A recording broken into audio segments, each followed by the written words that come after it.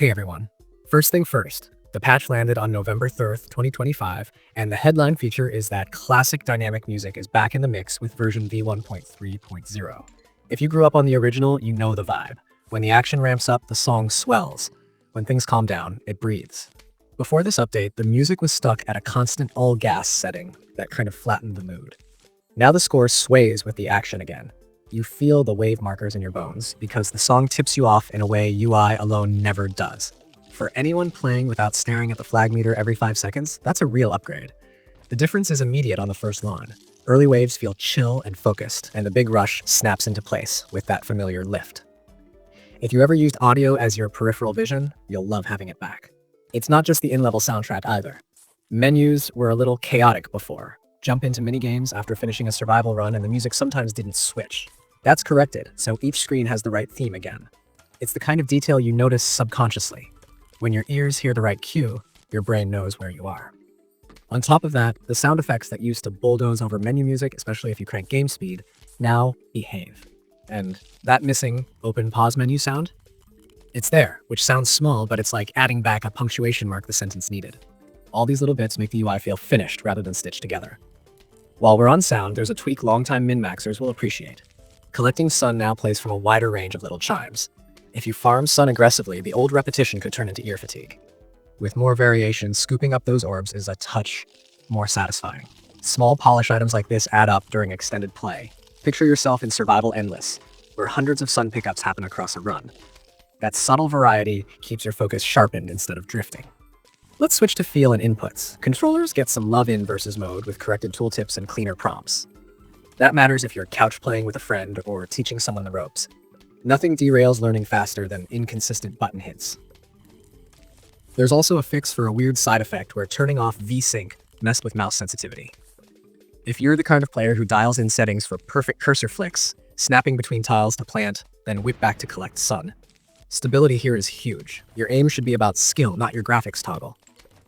Touch players weren't forgotten either. Drag and plant gestures now look and feel cleaner, so the visual feedback matches your intent. This helps on handhelds where you want to nudge a plant into a precise grid spot without guessing whether the drag registered. Especially in conveyor levels, those little confirmations matter.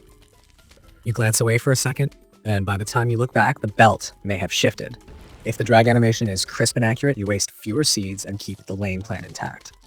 On the visual and UI side, a bunch of quality of life fixes smooth out oddities that could break immersion. The retro zombie pack, fun nod to the old look, had an issue where enemies almost teleported forward. That's fixed, so their shamble looks like a shamble again, which is important because the game teaches you a rhythm through animation. When movement is consistent, you internalize when to place a walnut or when to burn a cherry bomb, and you don't lose lanes to surprises that aren't actually part of the design. Planter and interactions in Vasebreaker got attention too, making sure the cards hide correctly. People love Vasebreaker as a short, thinky puzzle, and the whole point is feeling clever about incomplete information.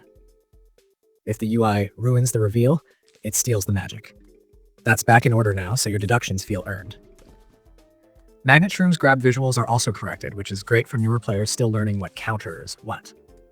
Seeing a magnet tug a bucket or a ladder from a zombie is a teaching moment every single time it happens. Oh right, that's how I neutralize that threat. When the effect pops visually, the lesson sticks. Even the level progress flags are behaving better. The little flag raising during waves gives your brain a tempo to plan around. And shout out to the conveyor display showing all 10 slots correctly. When you can see your whole toolkit instead of guessing what's off screen, you manage cooldowns smarter and waste fewer items. There are text fixes sprinkled throughout, including adjustments to Dr. Zomboss's notes. I'm a sucker for the tone of those messages. It's part of the charm, and consistency here helps the world feel authored rather than placeholdery. It also matters for streamers and creators who read those out loud. Fewer awkward stops to comment on typos, more time to riff on the character. Let's talk about how these changes land in real play. Start with day levels on the front lawn. You'll probably notice the pacing of your decisions improving because the sound cues gently coach you. If you tend to float into early levels half attentive, the softer music helps you focus on economy. Are you overbuying expensive plants too soon? Are you grabbing sun efficiently? That new spread of sun collect sounds gives a subtle reward loop feel without becoming a drone. Then, as the big wave approaches, the soundtrack increases your urgency, and you instinctively hover your mouse or thumb over the emergency tools, cherry bomb, jalapeno, squash, before the banner even shows up. It's small, but across a full adventure playthrough, it shaves mistakes. Now swap to night. There's this classic tension with mushrooms. You're broke on sun early, you're laying down sun shrooms, and you're trying to squeeze a column of puff shrooms to buy time. The updated audio again makes the spike in danger legible. When the final wave hits, you'll feel it in the music before you see it, and that buys you a fraction more prep. Maybe enough to place a pumpkin shell or a magnet in time. In endless modes, the compounding effect is bigger. Dozens of waves later, fatigue sets in and the soundtrack becomes your co-pilot. In verses, the controller prompt fixes and tooltip clarity make it easier to teach the mode to a friend. This matters because verses is only as good as the communication between players. If tooltips confuse, you get mismatched expectations. Someone thinks a plant behaves one way, misplays, and the round tilts. Clean prompts shorten the learning curve, and that creates more interesting matches faster. Consider using the early rounds to test how the other player reacts to pressure. Try a surprise conehead push and see if they panic place or hold for a stronger counter.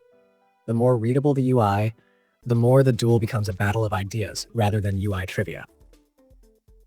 I want to put a spotlight on conveyor levels for a second, because the belt fix that shows all 10 slots consistently has a bigger impact than it sounds. These levels are puzzles about prioritization.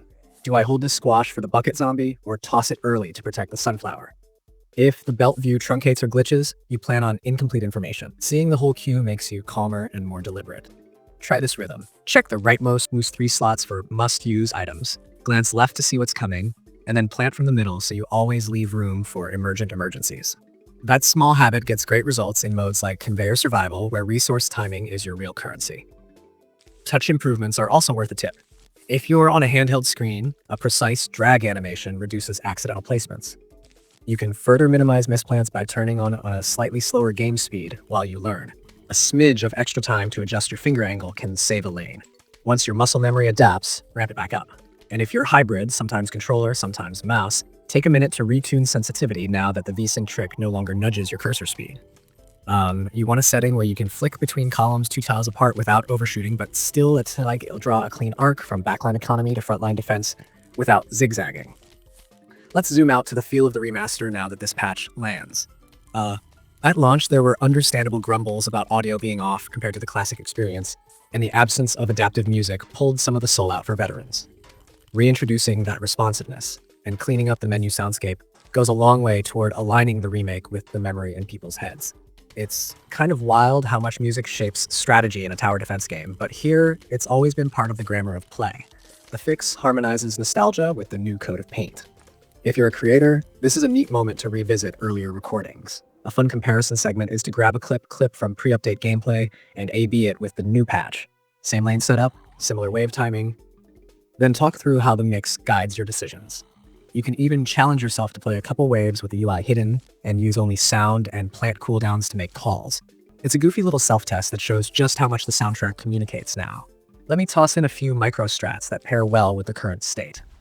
For day levels, practice sun sweep routes with your mouse or thumb.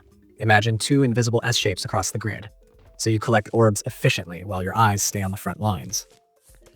The new sun pickup sounds help you know you got everything without double-checking visually.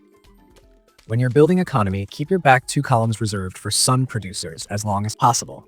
That's standard wisdom, but with more reliable audio cues, you can push greed a hair further safely.